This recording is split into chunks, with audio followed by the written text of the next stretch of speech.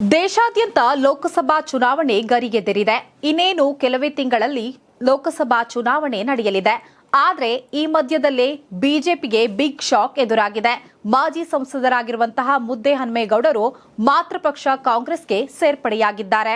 ಮಾಜಿ ಸಂಸದ ಮುದ್ದಹನುಮೇಗೌಡ ಅವರು ಇಂದು ಬಿಜೆಪಿಗೆ ಗುಡ್ ಬೈ ಹೇಳಿ ಕಾಂಗ್ರೆಸ್ಗೆ ಸೇರ್ಪಡೆಯಾಗಿದ್ದಾರೆ. ಕೆಪಿಸಿಸಿ ಕಚೇರಿಯಲ್ಲಿ ಕೆಪಿಸಿಸಿ ಅಧ್ಯಕ್ಷ ಡಿಕೆ ಶಿವಕುಮಾರ್, ಸಿಎಂ ಸಿದ್ದರಾಮಯ್ಯ, ಸಚಿವರಾದ ಜಿ ಪರಮೇಶ್ವರ್, ಕೆಎನ್ ರಾಜಣ್ಣ ಸಮ್ಮುಖದಲ್ಲಿ ಸೇರ್ಪಡೆಯಾಗಿದ್ದಾರೆ. ಕಳೆದ ಲೋಕಸಭಾ ಚುನಾವಣೆಯಲ್ಲಿ ಕಾಂಗ್ರೆಸ್ನಿಂದ ಟಿಕೆಟ್ ಕೈತಪ್ಪಿದ ಹಿನ್ನೆಲೆಯಲ್ಲಿ ಮುದ್ದಹನುಮೇಗೌಡ ಅವರು ಕಾಂಗ್ರೆಸ್ ತೊರೆದು ಬಿಜೆಪಿಯನ್ನು ಸೇರಿದ್ದರು.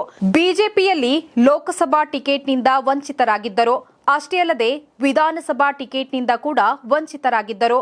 ಇದೀಗ ಬಿಜೆಪಿಯಿಂದ ತುಮಕೂರು ಲೋಕಸಭಾ ಚುನಾವಣೆಗೆ ಪ್ರಬಲ ಟಿಕೆಟ್ ಆಕಾಂಕ್ಷಿಯಾಗಿದ್ದ ಮುದ್ದಹನುಮೇಗೌಡಗೆ ಟಿಕೆಟ್ ಕೈ ತಪ್ಪುವಂತಹ ಭೀತಿ ಮತ್ತೆ ಶುರುವಾಗಿದೆ. ಹೀಗಾಗಿ ಮಾತೃಪಕ್ಷ ಕಾಂಗ್ರೆಸ್ನತ್ತ ಮುಖ ಮಾಡಿದ್ದಾರೆ. ಇನ್ನು ಮುದ್ದಹನುಮೇಗೌಡ ಸೇರ್ಪಡೆಗೆ ಕಾಂಗ್ರೆಸ್ನಲ್ಲೂ ಕೂಡ ವಿರೋಧ ವ್ಯಕ್ತವಾಗಿದೆ. ಆದರೆ ಬೆಂಗಳೂರು ಗ್ರಾಮಾಂತರ ಲೋಕಸಭಾ ಕ್ಷೇತ್ರವನ್ನ ಕಾಂಗ್ರೆಸ್ ಗೆಲ್ಲುವಂತಹ ಅನಿವಾರ್ಯತೆ ಎದುರಾಗಿದೆ.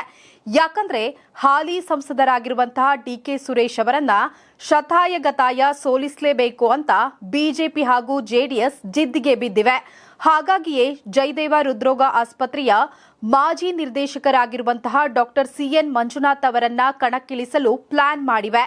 ಈ ಒಂದು ಲೆಕ್ಕಾಚಾರದ ಹಿನ್ನೆಲೆ ಕುಣಿಗಲ್ನಲ್ಲಿ ಹಿಡಿತಾ ಇರುವಂತಹ ಮುದ್ದಹನುಮೇಗೌಡರ ಸೇರ್ಪಡೆಗೆ ಕೈ ನಾಯಕರು ಒಪ್ಪಿಕೊಂಡಿದ್ದಾರೆ. ಅಷ್ಟೇ ಅಲ್ಲದೆ ಕೆಲವು ದಿನಗಳಿಂದ ತುಮಕೂರು ಲೋಕಸಭಾ ಕ್ಷೇತ್ರದ ಕಾಂಗ್ರೆಸ್ ಟಿಕೆಟ್ ಹಂಚಿಕೆ ಕೂಡ ಸಖತ್ ಹೈಪ್ನಲ್ಲಿದೆ.